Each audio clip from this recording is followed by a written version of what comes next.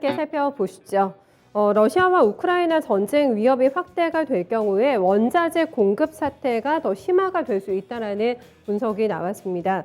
우리나라처럼 특히 원자재 수입 의존도가 높은 국가들에게는 큰 영향을 끼칠 수가 있다는 건데요. 한국은행이 어제 발간한 최근 해외 경제 주요 이슈 보고서에서 알루미늄과 옥수수에 대한 공급 부족 우려도 앞으로 더 확대가 될 것으로 예상된다고 밝혔습니다. 주요 IB 쪽에서는 에너지 수급 불안이 당분간 지속이 되면서 유가가 더 치솟을 가능성을 내다보고 있는 상황인데요. 브렌트유 기준했을 때 150달러까지도 뛰어넘을 수 있다는 전망 계속해서 제기되고 있습니다. 네, 코스닥 시장위원회가 신라젠의 개선 기간 6개월 반년을 더 부여를 하기로 최종 결정했습니다. 금요일 날 장 마치고 바로 나왔는데요.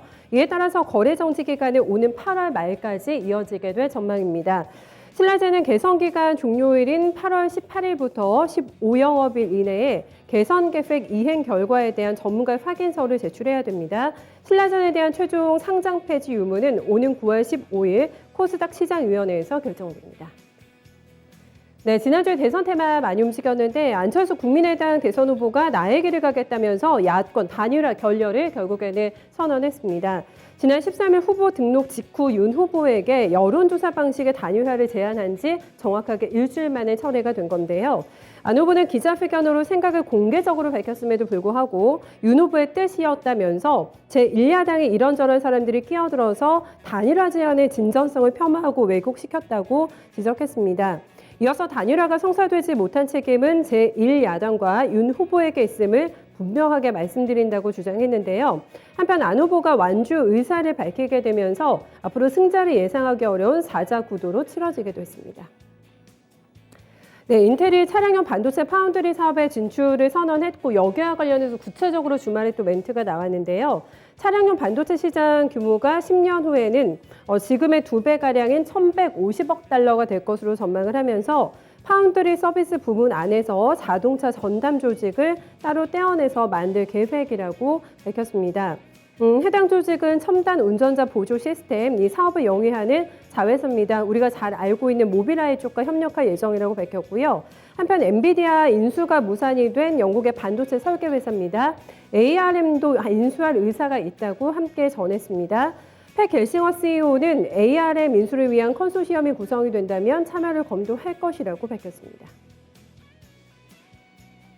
네, 셀트리온헬스케어가 지난달에 이어서 추가적인 자사주 매입을 결정했습니다. 주가 오늘 움직일 수 있을지 보셔야 될 것 같은데요. 셀트리온헬스케어가 추가 매입할 자사주는 총 63만 주고요. 취득 예정 금액은 400억 원 규모가 됩니다. 2월 19일부터 5월 18일까지 장내 매수를 통해서 취득할 계획이라고 밝혔고요. 회사 측에서는 시장의 약세가 지속이 되는 가운데 회사의 본질적인 가치 대비해서 주가가 여전히 저평가돼 있다고 판단해서 이번에 추가적인 자사주 매입을 결정했다고 설명했습니다. 네, SD 바이오센서가 1,257억 원 규모의 검사 키트를 미국에 공급하는 계약 체결했습니다.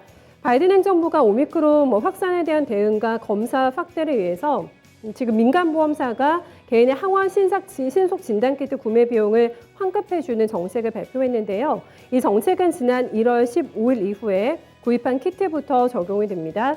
보험 가입자는 매달 최대 8개까지 이번에 진단키트 구매 비용을 환급받을 수가 있겠는데요. 굉장히 수요가 많을 것으로 예상이 됩니다.